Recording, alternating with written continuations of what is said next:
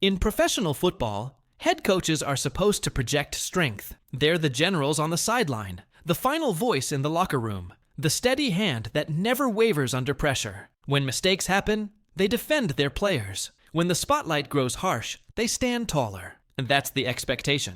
But in Cleveland, the reality looked very different. Cameras rolled, microphones crowded the podium, and instead of defiance or confidence, fans witnessed something unthinkable. Browns head coach Kevin Stefanski publicly apologizing to his rookie quarterback, Shedeur Sanders. On the surface, it sounded like humility, a leader swallowing his pride, clearing the air. But the longer you listened, the stranger it felt. His tone, flat. His words, scripted. His eyes, heavy with the weight of something more than just regret. This wasn't the voice of a coach speaking from the heart. It was the voice of a man cornered. And suddenly, the questions started flying. Why would a veteran head coach, fresh off a division clash, bow so openly to a rookie? Why now, just days before a must-win game against the Bengals? And, most importantly, what pressure forced Stefanski to stand in front of America and say words that didn't sound like his own? Because make no mistake, this wasn't just an apology. It was a message, a crack in the armor of leadership, a sign that behind the scenes, the balance of power in Cleveland may already be shifting. Let's make one thing crystal clear from the start. Kevin Stefanski, head coach of the Cleveland Browns, stood in front of the media and issued a direct public apology to rookie quarterback Shedeur Sanders. Not behind closed doors, not in a quiet team meeting, not in a vague press release written by PR staff. It happened under the hot lights of a press conference, in front of reporters, cameras, and a fan base stunned into silence. "I was wrong," Stefanski said. "I owe Shedeur an apology." The words hit like a thunderclap. Coaches don't do this. Not in the NFL, not when the season's on the line, and certainly not when their authority depends on projecting strength. But here's the catch. The apology didn't sound like Stefanski. His delivery was stiff, his eyes downcast, his body language tense, almost as if every word was rehearsed, as if every syllable had been chosen for him, not by him. That's what makes this moment different. The apology is real. It happened. That's the fact you can't ignore. The real question is, why? Why would an NFL coach, days before facing the Bengals in a crucial matchup, undermine his own authority with a public bow to a rookie quarterback? Was it his idea? Or was this apology forced from somewhere higher? Ownership, management, or even sponsors desperate to protect the rising star who has already become bigger than the team itself? One thing is undeniable. The words are Stefanski's voice, but the fingerprints on the script belong to someone else. In the NFL, apologies from coaches to players are almost unheard of. Sure, a coach might admit a bad play call after a loss, or acknowledge we need to do better in front of the media. But a direct, personal apology to a rookie quarterback? That's not just rare, it's unprecedented. What happened in Cleveland wasn't a passing comment or a casual admission. It was a coach lowering himself publicly before a player who hadn't even finished his first pro season. Stefanski's words weren't, "I could have called a better game," or "We'll fix this as a team." They were targeted, personal, and unmistakable. "I was wrong to Shedeur Sanders." This is important because the NFL is a league built on hierarchy. Coaches at the top, players underneath. Leaders don't bow, they command. Yet in that moment, the entire hierarchy flipped. And here's where the strangeness deepens. Stefanski isn't some rookie coach struggling for credibility. He's a respected veteran leader who has guided Cleveland through playoff battles and locker room storms. For him to stand at a podium and apologize to a 21-year-old rookie, that breaks every unspoken rule of NFL leadership. So what we're left with is this. A coach who shouldn't be apologizing, apologized. A rookie who should be learning is suddenly holding the higher ground. And a team preparing for a season-defining game is now tangled in a drama that feels bigger than football. This isn't normal. It's not routine. It's a power shift, unfolding in real time, under the bright lights of the press. If you think this was just a throwaway press conference moment, think again. The numbers tell a very different story. Within 24 hours, clips of Kevin Stefanski's apology racked up over 3 million views across ESPN, Fox Sports, and independent YouTube channels. On Twitter and TikTok, the phrase "Brown's apology" trended nationwide, with fans dissecting every word, every pause, every gesture. local radio shows in Cleveland lit up their phone lines. Some callers praised the coach for humility. Many more questioned his authority. If Stefanski's apologizing now, who's really in charge of this team? And then came the financial angle. The Browns' next game against the Bengals had already been billed as a must-watch divisional clash. But after the apology,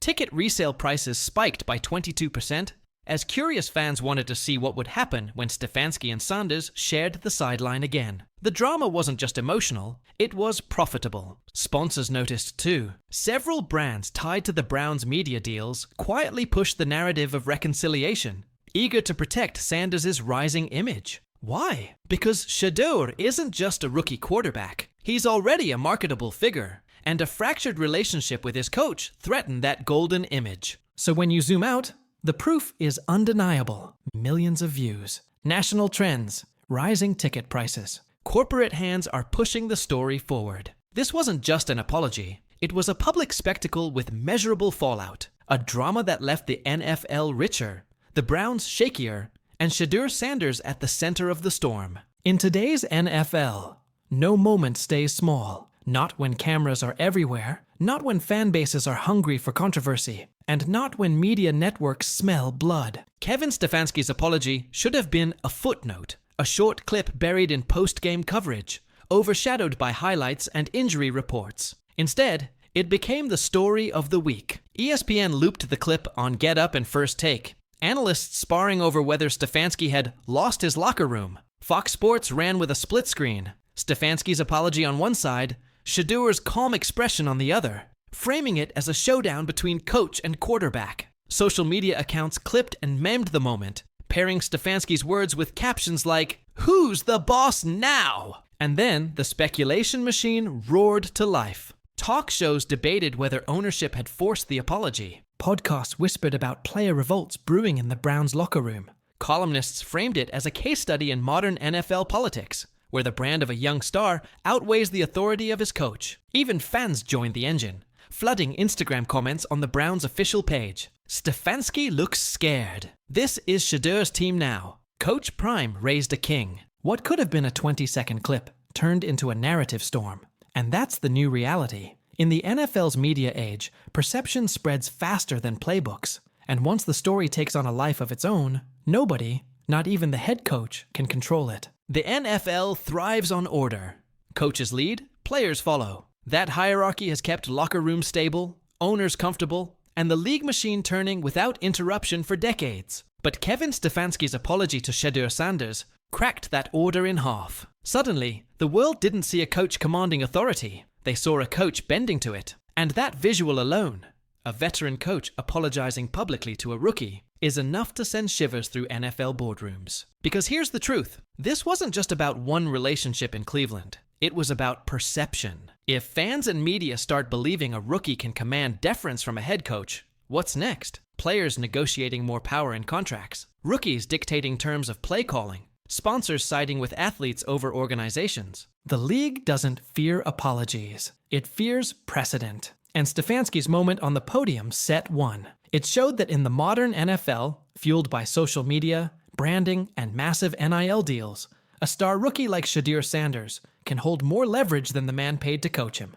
To the league, that's dangerous, because control has always been its currency. And if control slips even a little, the NFL's entire balance of power tilts toward the players. That's why whispers inside league offices weren't about humility or leadership. They were about panic. The moment Stefanski's apology went public, the ripple effect was immediate. Across the league, locker rooms buzzed. Players swapped clips on group chats, joking, "When's my coach going to apologize to me?" But beneath the humor was something more serious.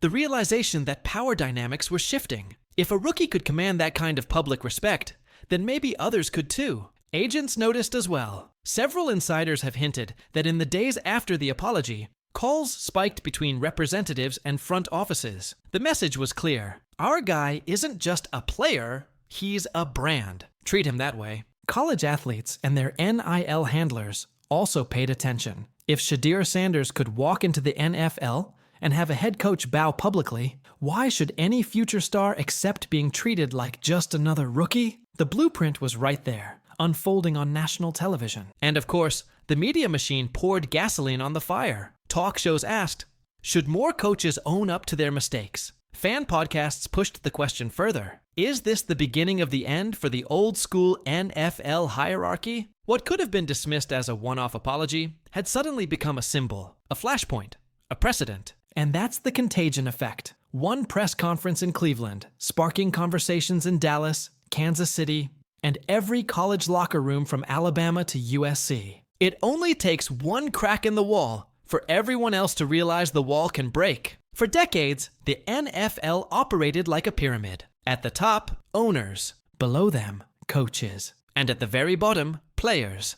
The labor force, the replaceable gears in the machine. Kevin Stefanski's apology to Shedeur Sanders flipped that pyramid on its head. In that press room moment, it wasn't the coach holding power. It was the rookie. The 21-year-old who hadn't yet played a full pro season suddenly looked like the center of gravity in Cleveland.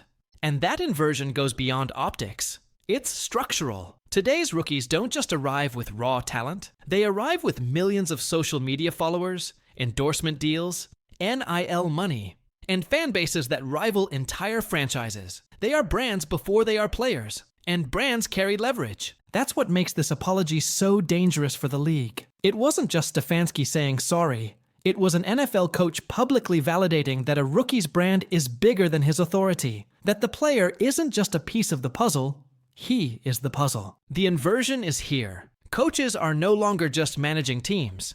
They're managing personal empires. And sometimes those empires are stronger than the organizations themselves. For Shedeur Sanders, this moment wasn't just about respect. It was about proving that the NFL's old order, the pyramid where players obey and coaches command, is collapsing in real time. If Kevin Stefanski's apology to Shedeur Sanders felt shocking, that's only because the NFL has resisted a global reality for years. Star athletes are no longer just players.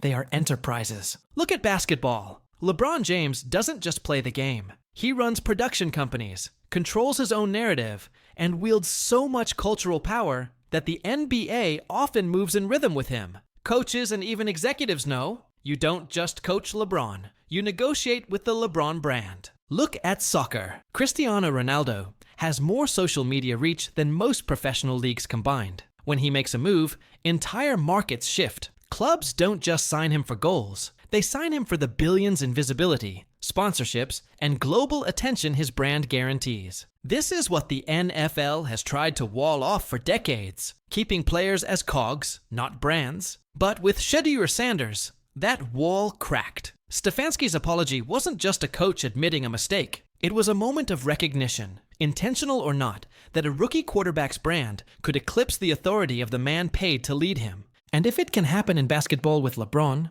if it can happen in soccer with Ronaldo, why would football be immune? The world has already shifted. The NFL is simply catching up, dragged forward by the gravity of its rising stars. Shedeur Sanders is no longer just a rookie. He's the NFL's first taste of the global player as empire model. And once that seed is planted, it doesn't stop growing. The NFL now finds itself staring at a crossroads, and neither road is smooth. Option A, adapt.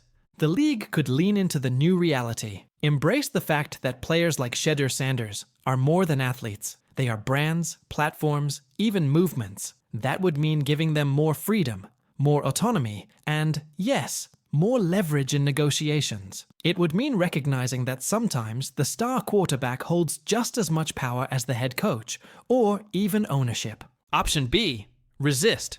The league could try to slam the door shut. Pretend Stefanski's apology was a one-off. Tighten the reins on players. Enforce stricter codes of conduct. Reassert control over branding and messaging, making it clear that no individual is bigger than the shield. But here's the problem. Both choices come with a price. If the NFL adapts, it risks losing the hierarchy that kept its power intact for decades. If it resists, it risks alienating the very players who drive ratings, sell tickets, and keep fans invested. The old monopoly on narrative is already broken. The NFL can still own Sundays, but Shedeur Sanders just proved that players can own everything else. The headlines, the conversation, the culture. Adapt, and the league becomes a partner. Resist, and the league looks scared. Either way, the apology in Cleveland marked the turning point. The most telling part of Stefanski's apology wasn't just the words themselves, It was the silence that followed. No public pushback from Browns ownership. No fiery denials from league officials. No sharp rebukes from the NFL's usual enforcers of order. That silence was an approval. A quiet nod that said, "We'll allow this." And in that quiet, a blueprint was born. Agents began making notes. If Shedeur Sanders can have his coach publicly bow, my client can too. Players whispered in locker rooms, "If the Browns can bend, so can my team." Even future draft prospects noticed. They weren't just studying playbooks anymore. They were studying power plays. This is how precedent spreads. One moment in Cleveland becomes the reference point for 1,000 negotiations, 1,000 confrontations. The next time a star clashes with his coach, someone will mention this. Remember when Stefanski apologized to Shedeur? And that's what makes this bigger than an apology. It's a case study, a playbook written in real time, showing athletes how to flip the hierarchy without shouting, without striking, without demanding, just by letting the weight of their brand and their leverage do the talking. The Browns thought they were cleaning up a PR mess. Instead, they may have created the most dangerous precedent the NFL has seen in years. Behind the scenes, the NFL has a standard response to moments like this. Contain the story, minimize the damage, move on. A little PR spin here, a firm statement there, and the machine keeps rolling. But Kevin Stefanski's apology to Shedeur Sanders isn't containable. The genie is out of the bottle. Here's why. First, the apology was public. It wasn't whispered in a locker room or buried in a team memo. It was broadcast, recorded, clipped, and shared millions of times. You can't scrub a viral moment from the internet, not when fans have already turned it into a symbol. Second, the power dynamic is visible. Everyone saw the body language. Stefanski hunched, scripted, careful. Everyone saw Shedeur's calm, steady confidence in contrast. That imagery lingers longer than any official statement could. Third, the narrative has legs. Containment works when a story is boring. But this has everything fans and media crave. Drama, hierarchy flipped upside down, a rising star against the establishment. It's a storyline too juicy to kill. And here's the final blow. The story doesn't just belong to the Browns anymore. It belongs to every player, every agent, every fan who's repeating the line. Remember when Stefanski apologized? The league can't control that. The system is exposed.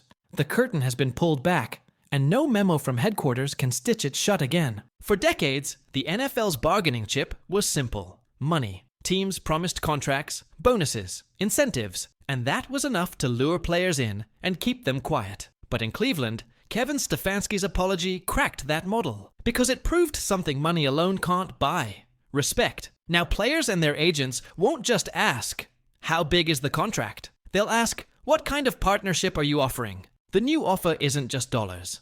It's influence. It's an acknowledgement. It's a seat at the table where decisions are made. Players want their voices heard in team culture, in branding, even in how they're portrayed to the public. And if that sounds radical, think about Shedeur Sanders. He's still in his rookie season, yet he already has a coach standing in front of cameras, apologizing to him. That's leverage.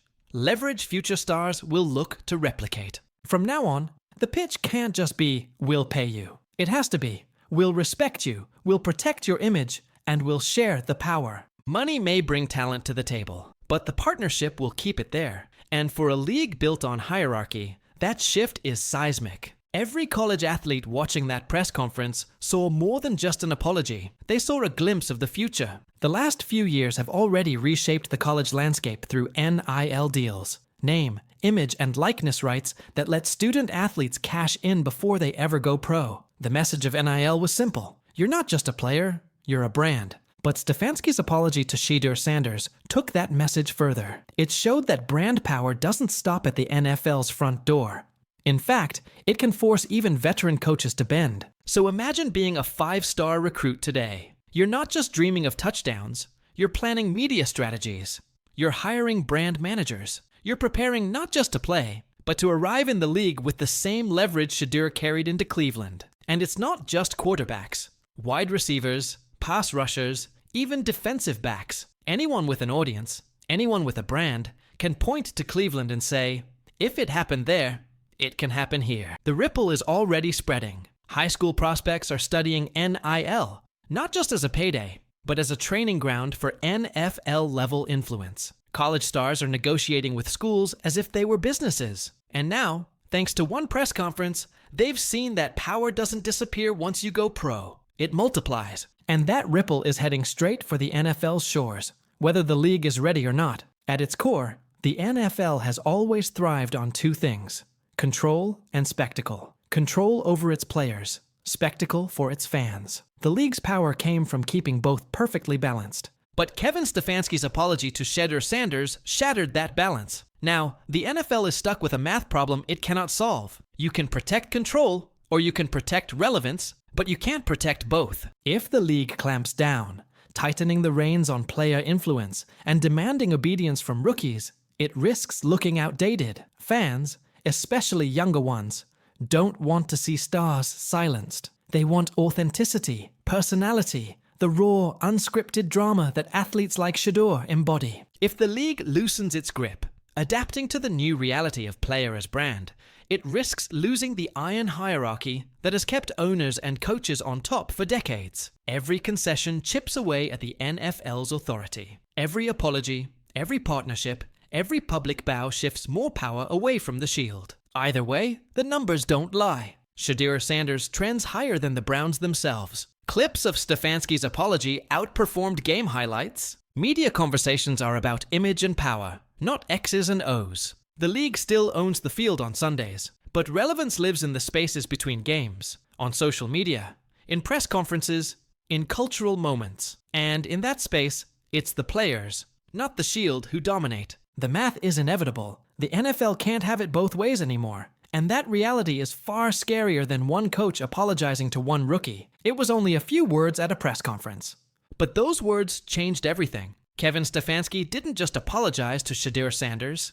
He acknowledged him, not as a rookie, not as a subordinate, but as a force powerful enough to demand respect on the biggest stage in American sports. And that single moment, a coach bowing to a player, has already set off a chain reaction. It reshaped locker room conversations. It rippled into college recruiting pitches. It unsettled executives in NFL headquarters. It proved that the old hierarchy isn't just bending, it's breaking. Because this wasn't just about Cleveland. It wasn't just about Stefanski or Sanders. It was about the future of football itself. A future where the Shield doesn't own every story. A future where rookies arrive as brands, not blank slates. A future where the league can still own the field, but the players own everything else. The countdown has already begun. To the next apology, to the next power shift, to the moment when the NFL finally realizes that control is slipping away, one headline at a time. And when history looks back on where it started, it won't point to a touchdown,